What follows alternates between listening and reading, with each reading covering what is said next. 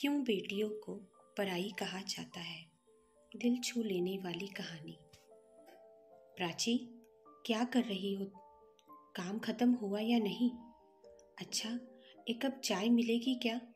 बहुत सरदर्द हो रहा है। आकाश ने प्राची से कहा। आकाश एक प्राइवेट कंपनी में कार्यरत था और प्राची पढ़ी लिखी तो बहुत थी, पर उसने घर की जिम्मेदारी ही चुनी बजाय नौकरी के। जी लाई अभी, प्राची ने कहा। प्राची आकाश के लिए चाय बनाकर लाती है और कहती है कि क्या हुआ आज ऑफिस में जो सरदर्द होने लगा? कुछ खास नहीं, बस काम का प्रेशर, और क्या। और हाँ, सुबह जल्दी उठना है, जयपुर जाना है 2-3 दिन के लिए, आकाश ने कहा। अच्छा सुनो, मैं जयपुर जा रहा हूँ 2-3 दिनों के लिए, तो कहो तो तुम्हें तुम्हारे मायके छोड़ता हुआ चला जाऊँगा। वैसे भी तुम अकेली यहाँ क्या करोगी? मायके जाने के नाम से ऐसी कौन सी लड़की होगी जो मना करेगी? सो प्राची भी तुरंत तैयार हो गई। दूसरे दिन सुबह सारी तैयारी करके दोनों निकल पड़े। प्राची के घर पहुंचने पर देखा तो दरवाज़ा खुला हुआ था। अंदर गए तो देखा प्राची के मम्मी पापा खाना खा रहे थे। मेहमान को चाय पानी और नाश्ते की व्यवस्था की गई।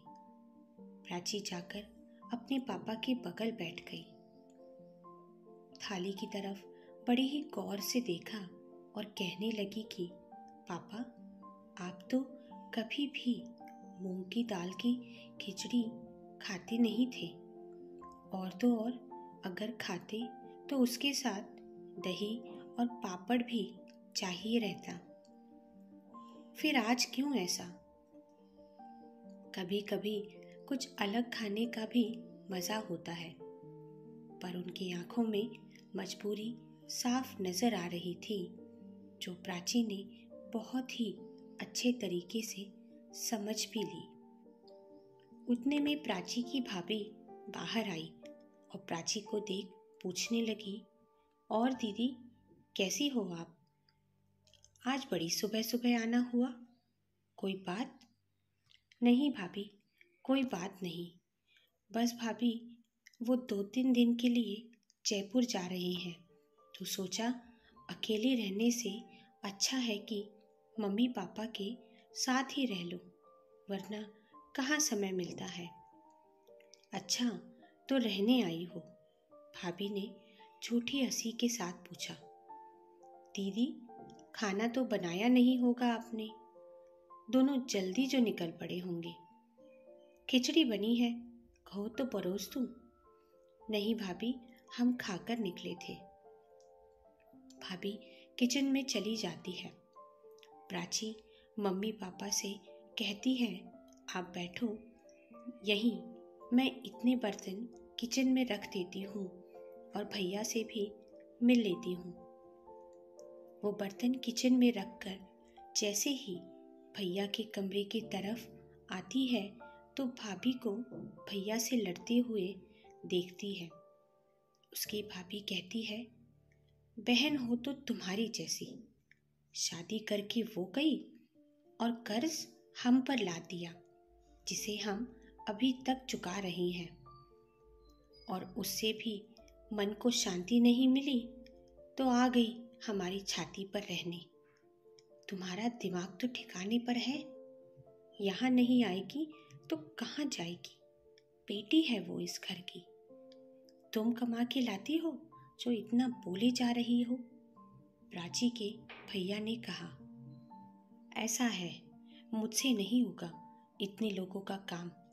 सास ससुर का करूं, तुम्हारा करूं, और अब ऊपर से ये, मेरे बस की बात नहीं। मुझसे नहीं होगी इतने लोगों की सेवा। प्राची ने भैया भाभी की सारी बातें सुन ली थी। वो एकदम निशब्द सी हो गई थी और उल्टे पैर ही लौट आई। हॉल में आई और झूठे को ही ऐसा दिखाया मानो वो फोन पर बात कर रही हो और कहने लगी कि माँ जी, आपने पहले क्यों नहीं बताया कि आप आ रही हो? मुझे पता होता तो मैं क्यों मम्मी के यहाँ आती। अच्छा माँ जी, आप पड़ोस की बीना आंटी के यहाँ रुकिए, मैं आती हूँ किसी न किसी साधन से। प्राची के मम्मी पापा ने जब ये सुना तो उन्हें बड़ी हैरानी हुई। मम्मी बोली, क्या हुआ बेटा, अभी तो आई थी और अभी जा रही हो? प्राची ने कहा, कोई बात नहीं है मम्मी, गांव से माँ जी आई हुई है और ये मुझे अभी पता चला। अब तुम ही बताओ, उन्हें कैसे अकेले छोड़ दूँ? वो भी नहीं है घर पे। जाना तो पड़ेगा ना मम्मी, और मेरा क्या है, मैं तो आती जाती रहती हूँ, फिर कभी आ जाऊंगी। और अपने आंसुओं को, अपनी भावनाओं को रोककर उनके गले लग गई और अपना ध्यान रखने के लिए कहा। और जैसे वो मायके आई थी, उल्टे पांव अपने घर लौट गई। बूढ़े माँ बाप न चाहते हुए भी अपनी आंखों के आगे अपनी बेटी को जाते देखकर भी कुछ बोल नहीं पा रहे थे। कहते हैं कि लड़की मरने तक अपने माँ बाप की रहती है, फिर क्यों कभी कभी वो अपने ही घर में पराई हो जाती है। और पता नहीं, जिस लड़की में शादी से पहले जिद करना, अपनी बातें मनवाना आता था, आज शादी के बाद उस लड़की में ना कोई जिद और ना ही अपनी बातें मनवाने की कोई इच्छा थी। पता नहीं इन बेटियों में इतनी समझदारी कहाँ से आ जाती है, या तो यूँ कहें कि भगवान ने बेटियाँ बनाई ही कुछ ऐसी है। साथियों, कहानी कैसी लगी कमेंट बॉक्स में कमेंट करके ज़रूर बताना और चैनल को लाइक और सब्सक्राइब ज़रूर करना। धन्यवाद।